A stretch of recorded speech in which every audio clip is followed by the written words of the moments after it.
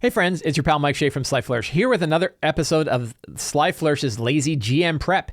In this weekly show, I go through the steps from Return of the Lazy Dungeon Master while preparing for my Sunday RPG. In this case, I am running a homebrew Numenera game called The Fourth Emperor. This show, like all of the work of Sly Flourish, is brought to you by the patrons of Sly Flourish. Patrons of Sly Flourish get access to all kinds of exclusive material, exclusive content, free adventures, a dedicated Discord channel, and all kinds of other stuff. But most of all, they help me put on shows like this. So to the patrons of Sly Flourish, thank you so much for your support. Holy cow, did some crazy things happen in my last game. Last game, something happened that made the biggest change to any RPG I have ever played. Of all of the crazy things that can happen in a game, I've never had anything happen in the middle of a session that has dramatically affected a campaign as much as happened last week. And let me share that tale. And there's a lot of information about this that I think can really help us all think about how we run RPGs, because it changed radically. And I think many GMs, I think, might have been crushed under the weight of what occurred and not have any idea how to deal with it. And instead, I felt like I was good and we ran with it. And I think it's going to be really, really cool.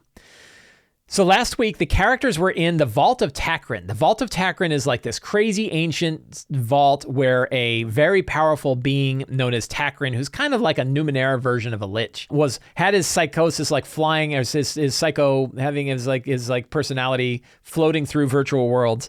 And they were there to pick up some nanites, a canister of nanites that they were going to use to save one of their friends who was going to receive the nanites and who was being essentially brainwashed by the Fourth Emperor, this very powerful super entity, and its heralds, who are these other powerful entities that are trying to control the world. The whole plot is that the Fourth Emperor is coming to the world. The Fourth Emperor had been around and wants to control all life. It is an extraplanar being that exists both in physical world, in the beyond, or in the outside, which is like the outer planes, and in cyberspace, called the data sphere, all at the same time. And its people, it had remnants, and the remnants are starting to wake up.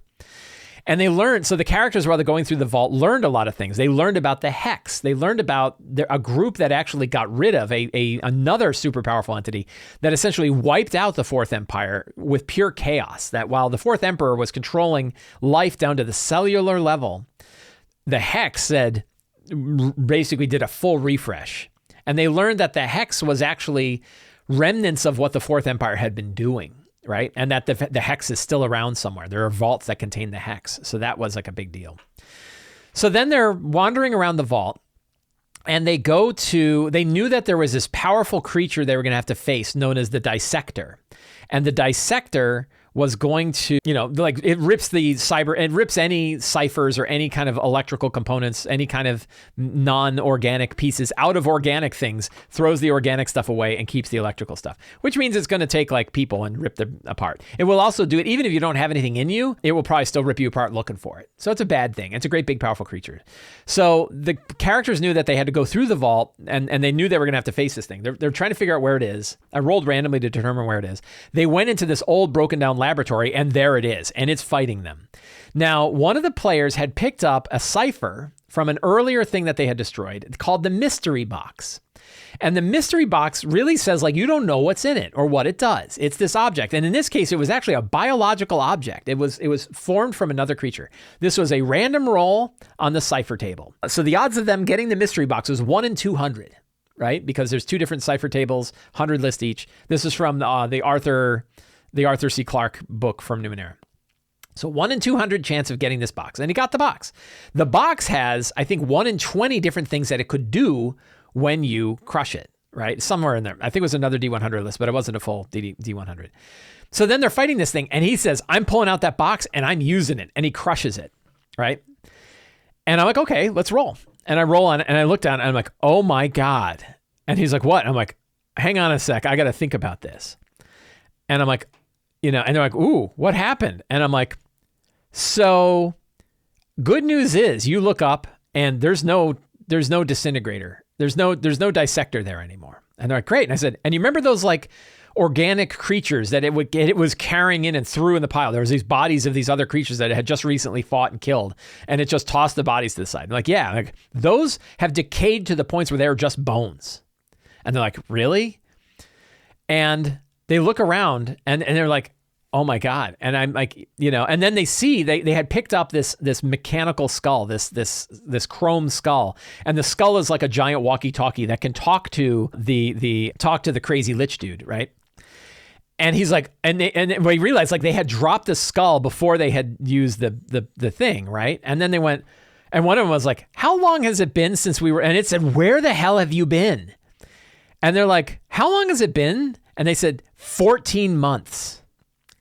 And they're like, we just jumped 14 months into the future?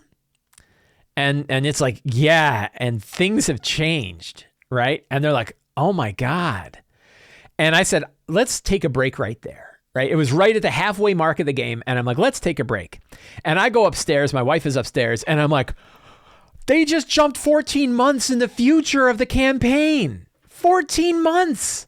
Right? And she's like, what are you going to do? And I'm like, I need to figure out in 10 minutes what's happened in 14 months. And I started writing things down. I'm like, well, this probably would have taken place, and this probably would have taken place, and this probably would have taken place. And part of me thought, like, maybe I don't want to do this. Like, I could have like re-roll, right? Roll something else, right? That would have been the easiest thing in the world to do. Roll again. That's too crazy. But I was like, wow, how cool would that be? Right? If that works, it'll be phenomenal. And I'm like, so then I came back and I said, let's pause for a minute. I said, let's pause for a minute. Are we okay as players, right? I go, there's only, here's the real tricky, but 2 of the players weren't there, right? But 4 players were. And I said, here's a tricky bit.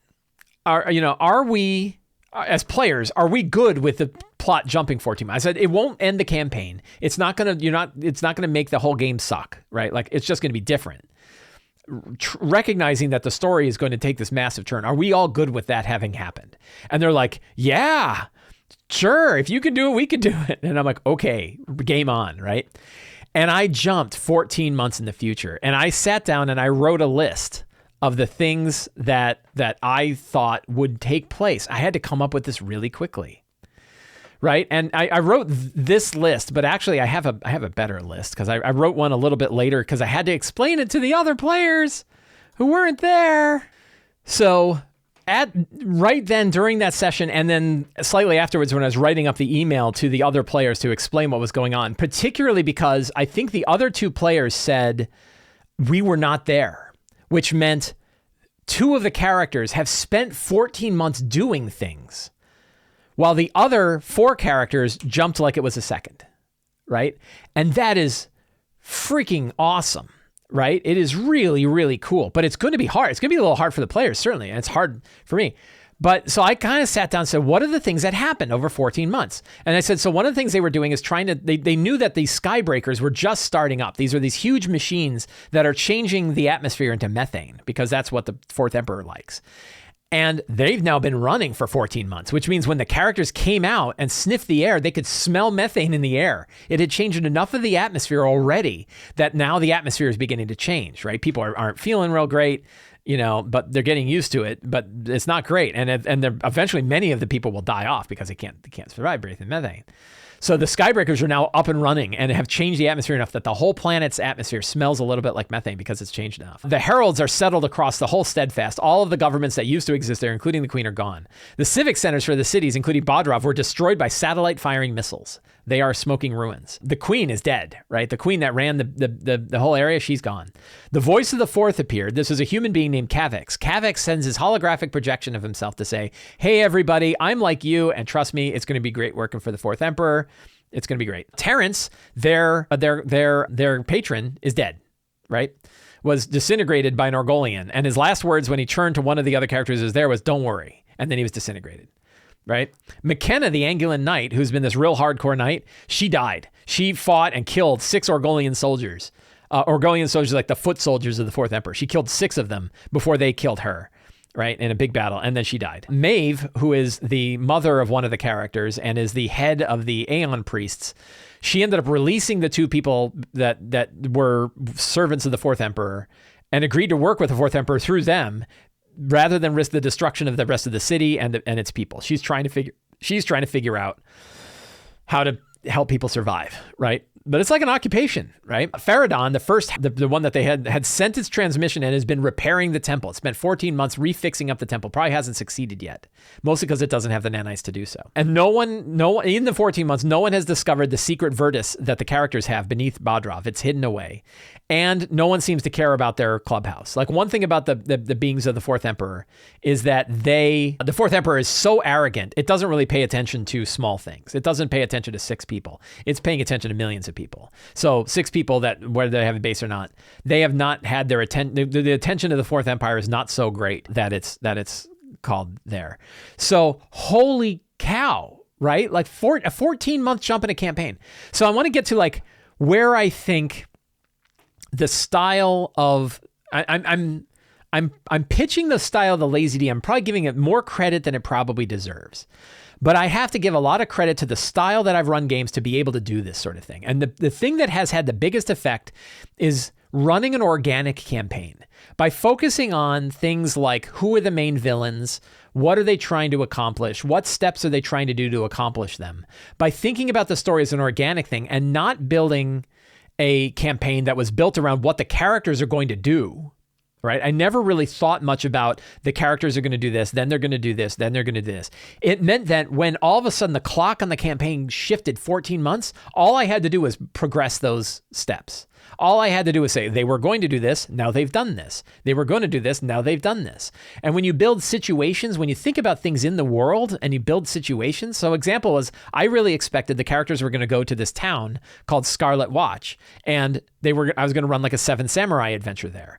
Scarlet Watch is gone, right? Like, it's occupied. The people that were there, they're gone because the characters never helped them.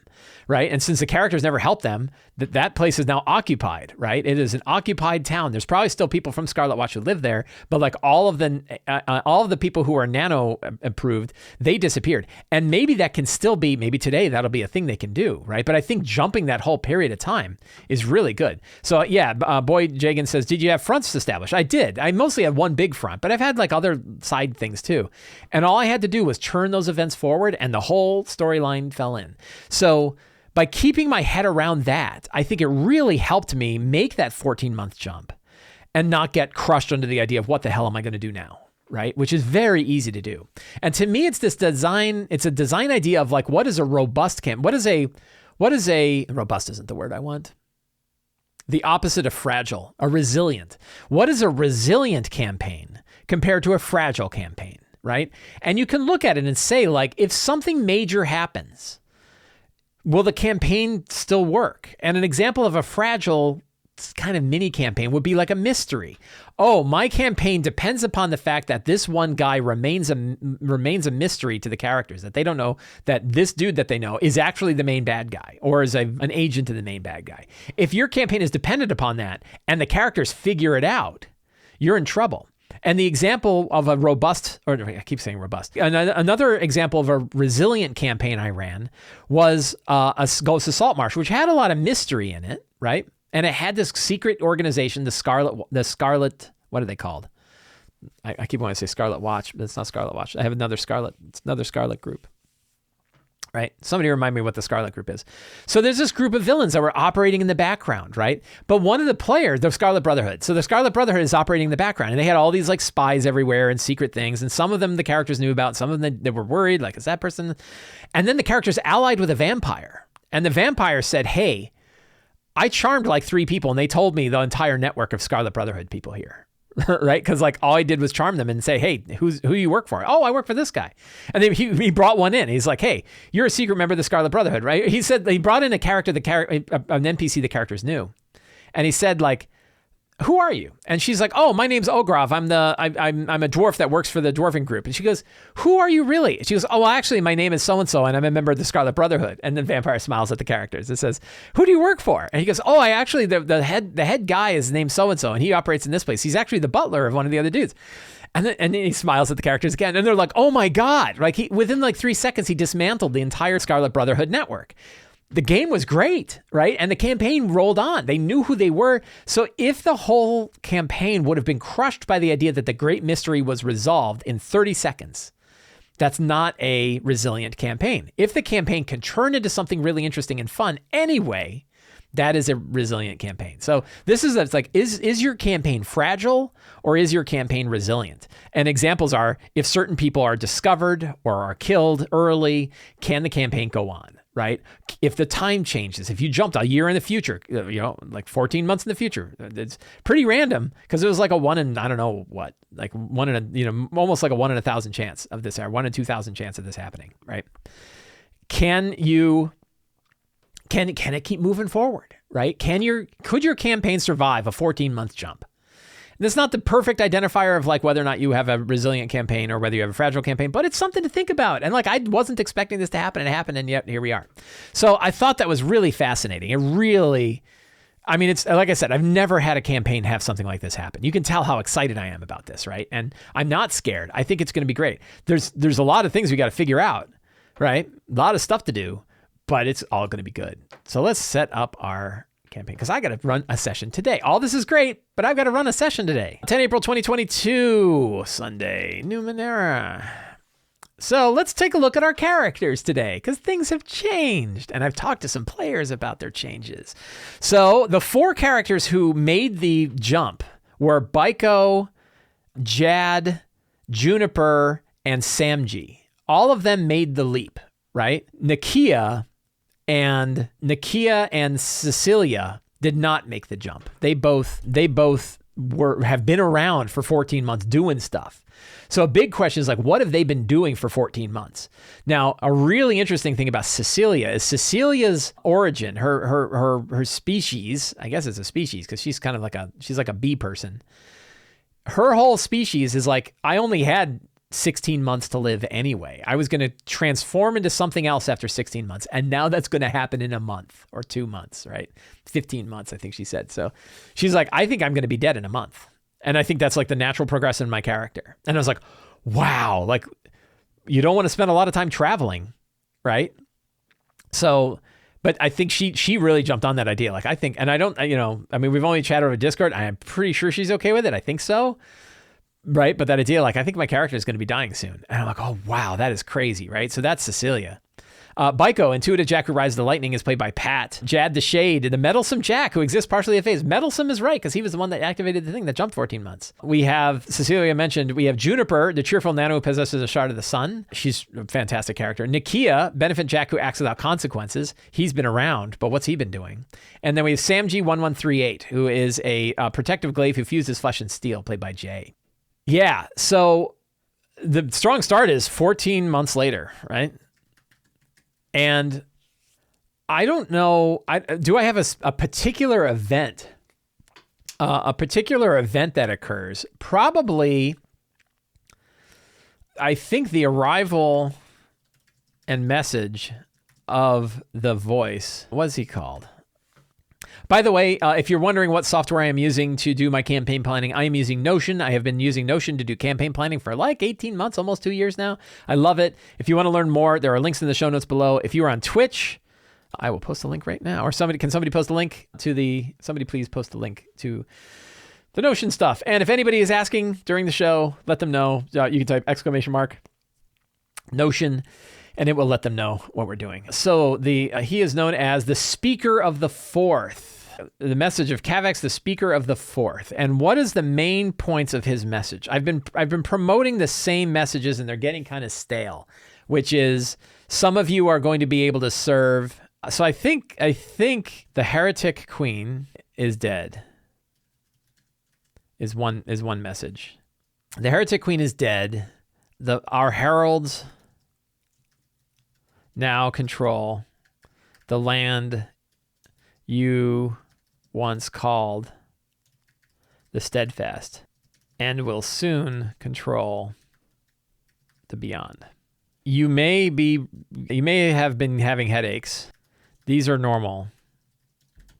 Consider them part of your payment for the glory of serving the fourth emperor. Any other valuable information? Another city? Let's have another city blow up. Let's blow up a city for funsies. So we're going to go to the Steadfast. And let's see, actually, I want to try to find a map. Do I have a Numenera map? Is there a map somewhere? I guess a setting might have a picture of the map. Can I even read it?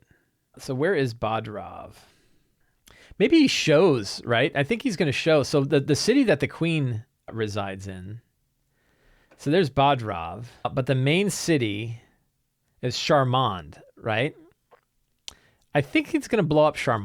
Shows the destruction of Charmand.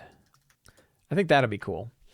The idea is like, the Fourth Empire has satellites floating around that are filled with like kinetic bombs that they can just drop on a city and blow them up, right? Any other pieces of information that this this speaker for the Fourth can describe? Repairs to the Temple of Faradon are almost complete.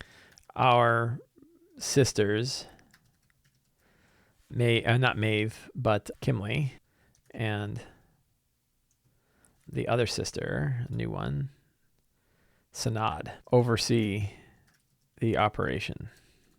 Of course, under the eye of Faradon. I think that's pretty good, because I think we're going to have to spend a fair bit of time on, what's been going on with the characters, right? So we have a message from the speaker. I'm not sure which players are here, right? I think one of them is still out of town.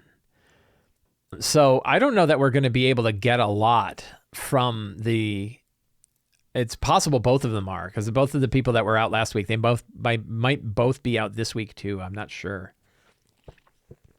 So we'll have to see. Where are the characters now? And then they have some choices about what they want to do, right?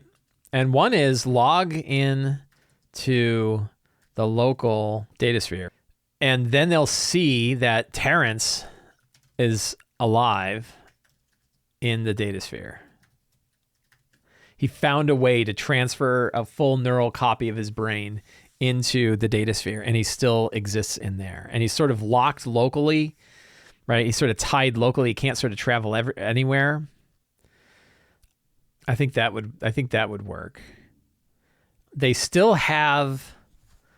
So here's a secret and clue, right? Terrence the Explorer is alive in the datasphere as a copy of his own persona.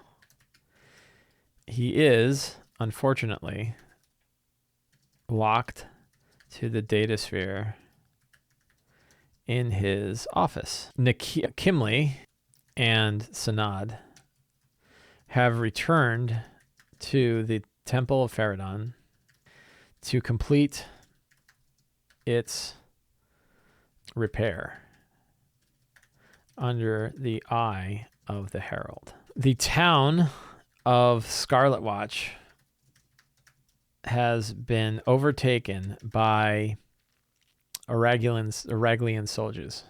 Their nano-touched people, their nano-touched citizens, have been taken to X for processing. So there's another place where they are being taken. So we can still do a little bit of a Seven Samurai. The only difference is that it's already an existing occupied city. What other? That's secrets, but choices. Go to the Temple of Faradon and save Kimley. Go to Scarlet Watch and break the occupation and save their nano-touched citizens. That is an option 2. What else can they do? Is there any other kind of fun?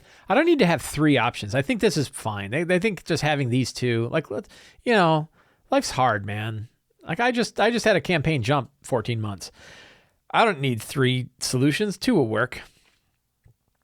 Does it change from Seven Samurai to a heist? Maybe. I think it's a little different. Like breaking an occupation isn't exactly like a heist. We'll have to see. What other secrets have occurred? So, are there any areas of resistance out there? There are rumors of pockets of resistance out in the what's it called? Not the beyond, the steadfast, who fled their cities before the arrival of the Fourth Empire. I think they did learn about where I can't remember. Let's see. Let's take a look at my last session game. Old session notes. Oh, they were right there. My April 3rd notes. Did I already build up a place where the hex is? Fourth Emperor created the hex as a more efficient way of controlling sentience. It was essentially the mind manipulation nanos, but it could spread. It turned out to be a mistake. Yeah, the Tomb of the Sixth Archivist. So we're going to put that in as a secret. And it could be another choice, which is travel to the archive. Travel to the Tomb of the Sixth Archivist to learn more about the hex. The Wakester asks, do I think that this event changes when I will finish the campaign? Probably not. I actually think a lot of the main beats are going to be similar. It's just that the scale is different. So when they have to go, they still have to worry about how to shut down I don't think so. I don't think it's going to change the timeline. I can flex the timeline pretty well. And I think we talked about something like 6 weeks. 6 to 8 sessions, give or take, before the end of this campaign. I think that's what we're aiming for now. I think that will feel right. It could be faster, though. This could actually speed things up, right? This could make everything more urgent and more has to be done. And there's sort of like different paths they can take. I think that how can they succeed in this situation?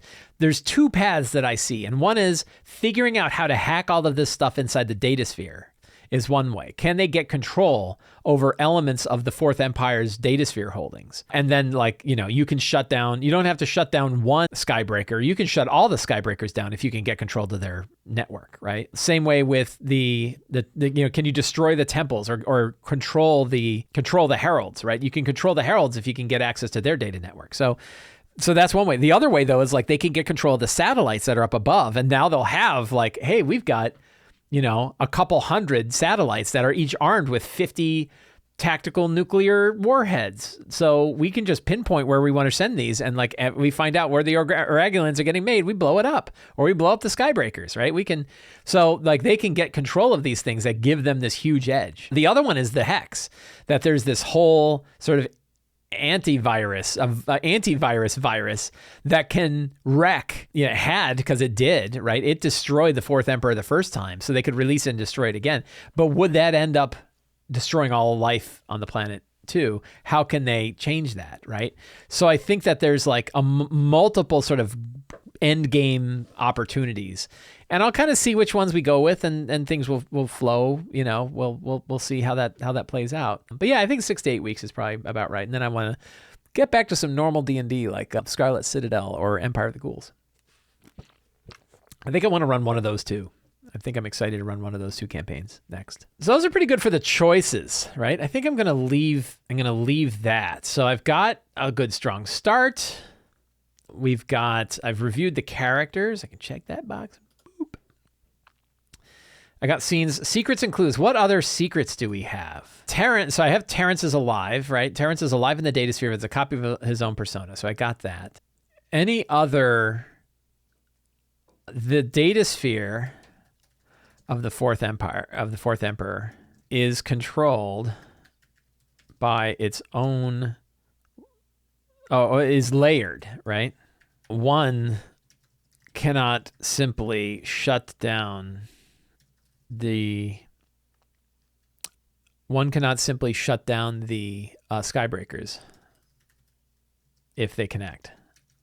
They have to have access to do so. Only the heralds can shut down the skybreaker, which means one needs to hack a herald to break the skybreakers. So there's layers of access. There's layers of things that you have to do in the data sphere in order to break it. Some layers of the skybreaker network, of the FE, we'll call it the FE network, FE data sphere, the Fed, right? Some layers of the Fed require physical access and physical keys. to prevent pure in datasphere hacking. All right, that's good. What else? The FE controls. How many satellites would you have to cover the entire planet? How many? Let's do some research. To cover the whole planet, you would need 3 GPS in order to see the entire globe at once. Is that right? You probably need more than that. Oh, that's interesting. 3 satellites in geostationary orbit would cover the whole Earth. So then let's go with that, right? I think 3 large geostationary satellites loaded with, they're very old world weapons that it uses to control or destroy the Earth. It probably has 6, right? 3 primary, 3 backups. That's cool. What else? So those are something else to hack, right? 1, 2, 3, 4, 5. 1, 2, 3, 4. I need one more secret and then I will feel good. One remaining secret, something they could learn about this situation. What other things could they find out? How about the Fourth Empire is limited in nano production? It's building nano forges, but it takes a long time. That's pretty good. So location-wise, we have Bodrov. We have the Tomb of the Six Archivists. We have, I think, like them returning to Faradon, and we have Scarlet. Do we have Scarlet Watch, Village of the First Ones? Were there any other locations I was playing? I need to do like Datasphere stuff. So we have like Terrence's Datasphere, right, where he copied himself, and I think like we have like the Faradon's Datasphere. NPCs, boy, do we have a lot of NPCs. I don't think I need to list them all because I've got them in this. So I think I'm not going to bother listing them. Monsters, I've got my standard list. We're going to link to that, which is my Fourth Emperor bestiary, right? I created a bestiary of Fourth Emperor monsters that fit the Fourth Empire. Fourth Emperor bestiary. That covers me. I can hit a lot of stuff there. And treasure I roll. And they already got some major treasure. So the reality is, I don't know, like so much can happen. This is going to be such like a free-flowing session. I've got a lot of good stuff here, and I think I've got good ways for them to go. I think I will take a little bit of time to roll up some potential locations and encounters if they're traveling places, right? So we're going to grab the Bestiary 3 because it's always kind of fun to roll these. So we'll do a travel location, right? And we will start with some rolls on the science fantasy generator table. So this is like things, as they're traveling from one place to another. Maybe we'll do a couple of these. It would be cool if they had a couple of places that they would be able to see. So we're going to grab a bunch of dice. How many do I need? I need a monument. I need 4 dice. Let's get this in front of here. And this is going to be for a monument that they run into, and then a condition, description, and origin. 16, 2, 1, and 20. So we have a monument. Okay. We have a 2, an acidic monument. A 1, an acidic broken monument. That's kind of interesting. A superhuman acidic broken monument. Let's write that down. That's interesting. And who's there? What kind of monsters or monsters? What kind of creatures are there? Let's go to our bestiary. Let's pull up our bestiary 3. I probably should have had that. Numenera bestiary 3. And we go with, they have like in different locations, but usually overland. There's ruins, of course, but I like sort of the plains and desert is what I mostly see this location at. So first we roll on a table A or table B. Table odds is table A. I rolled an odd number, so it's table A, and then I roll a D100. And I rolled a 21. I'm sorry, a 12. So 12 is a Babrisa. Well, I don't know what that is. It is a diamond thing. Diamond things appear in Numenera Destiny. So I got to pull up Destiny now. All right. A lot of different books. Destiny. Numenera Destiny. Destiny is a book I don't use that often. I don't have enough room on my desk. What was it called? Babir. Babursa. Ooh, look at that thing. 254 of Destiny. Discovery. Yeah, Destiny. 254. Okay, so that's kind of cool. Let's do another monument. Get rid of Babursa. It would be great if the random table told you what book they were on. So we roll again. Whoops. I roll an even, so that's table B. Go to I guess I'm starting with and then we roll D100. 60. That is a little plus sign. Ninth World Bestiary 2. It's kind of a pain having so many different monster books, but you also get very, powerful. Inactive during phases, Sator awake during natural disasters to add to the mayhem. Perhaps they are the cause. They also drawn to entities of great power to which they offer their services. Ooh, a Sator. Wow. Sator could be a cool... I'm going to take a snapshot of this guy. This is on Bestiary 2, page 156. So, it is a mean thing. But where? Let's go to our quick location thing. I need my 4D20s. And we have, don't move the dice, 15, 4, 20, and 4. 15, a launch pad. 4, a frozen launch pad. 20, a moss-covered frozen launch pad. And 4, a quad. This is where the dolphins took off, right? The dolphins like, hey, we're out. Thanks for all the fish. It could be submerged, right?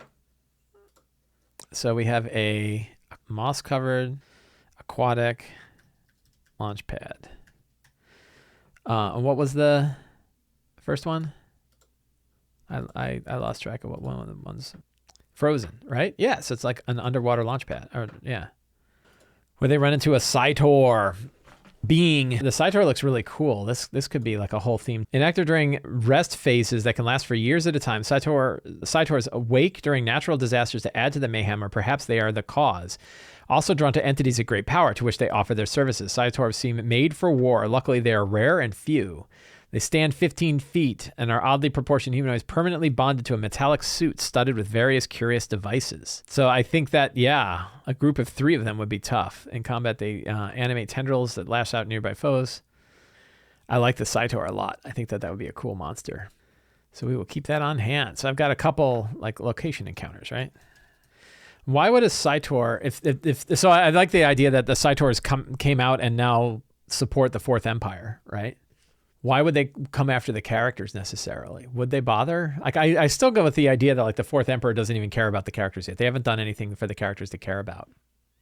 How about a Sator chasing a group of escaped nanos, right? That would send a Sator out for that. Pretty cool. So do I feel like I have enough for today's game?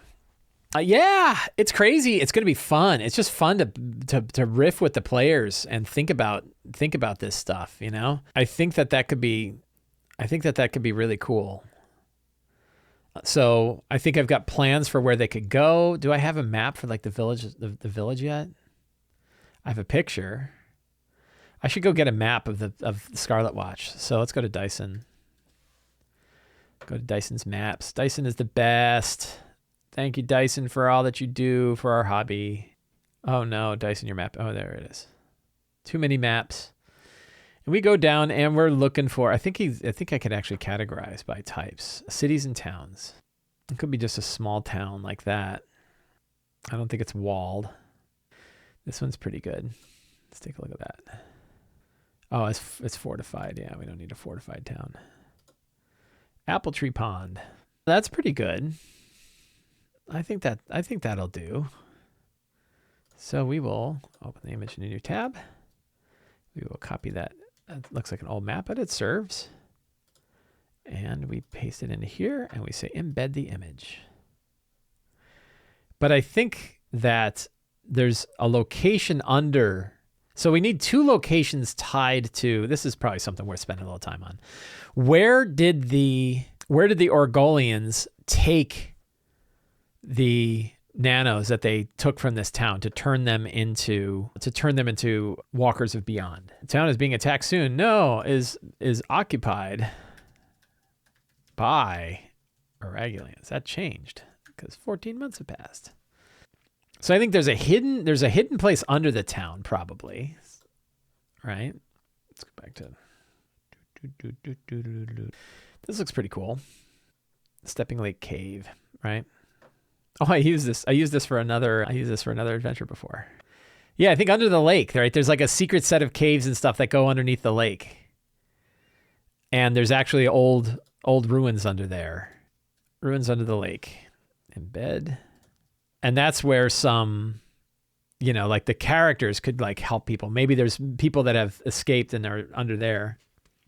That could be cool, as opposed to new ruins. But then the other location that I want to figure out is where they're taking the nanos. See, I threw a bunch of like pictures of places that I thought might be cool here. It could be another temple. Could it be another? I have the Skybreakers. It could be the Temple of Cylindar. That could be a fun one. The Temple of Krosta. I have these temples of the. This might be a good one. The Temple of Slyandar. We'll say that they're going there. They were taken to the nanos of Scarlet Watch were taken to the Temple of Slyandar. That works. Which is another. And then there's a herald for Slyandar, right? Do I have a Slyandar herald? I guess that'd be under NPCs. Well, let's go back here. Its people were taken to the Temple of Slyandar for processing. It probably took a long time to get the nano forges fired up in the Temple of Slyandar, which is why they have not all been turned yet, even though it's been almost a year. And probably the nanos that are there have been sort of enslaved by Orgolians and other ones to rebuild the nano forges so that then they could become heralds. That works. Let's get a map. The map of the Temple of Slyandar. Ooh, look at this already. See, the thing about I love it, right? Oh, I love it. The thing about Dyson maps is you immediately find cool maps. It takes no time at all to find a cool map. And I don't need to start filling this out with occupants yet. Hey, look, nanoforges, right? I don't need to fill it with occupants yet. I can almost, if I needed to, I could improvise it. But yeah, that's perfect. And the idea that this layout here for the Temple of Slyandar and the layout for the Temple of Faradon, where's that? Like they kind of look similar a little bit. They have like these halls with pillars and like things on the side. That would make kind of sense that like the temples of these heralds would be constructed somewhat similar to one another. So I think that works. I think that works really well. So I think I've got lots of material today to go with. Oh, I was going to see if I have a Slyandar. Yeah, the second herald. Yeah, cool. There's another herald there.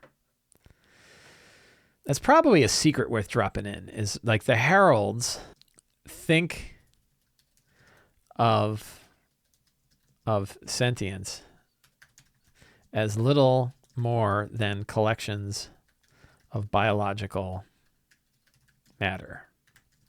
They pay about as much attention to sentience, to the behavior of individual sentience, as a sentient pays to each molecule of mold.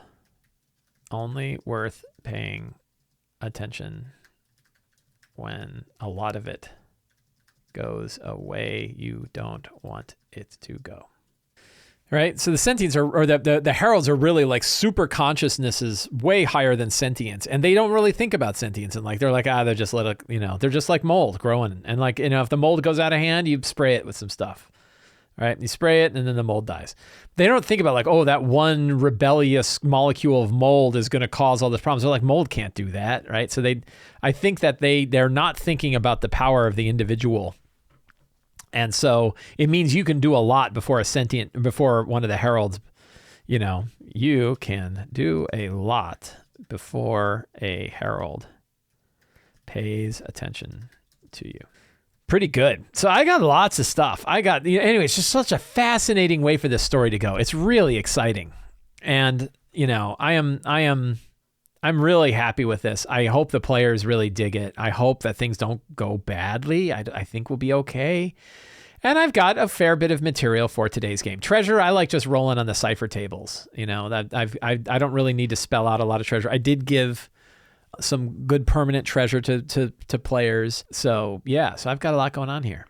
So I want to thank everybody for hanging out with me today. I hope you enjoyed today's episode. I know it was a fun one. Some really interesting things that happened today. Really sort of campaign shaking events that I think we can all learn from. You're probably going to hear more about this. The idea of resilient versus fragile campaigns, jumping 14 months. I already wrote an article about it that will probably be up as a newsletter sometime. By the way, if you want to help me out, subscribe to the Sly Flourish. So we're going to talk more about this in the future, but it's really great. So I want to thank everybody for coming. If you enjoyed this show, as I said, you can subscribe to the Sly Flourish newsletter. You can support me directly on Patreon. You can pick up any of my books, or you can subscribe to my videos on YouTube.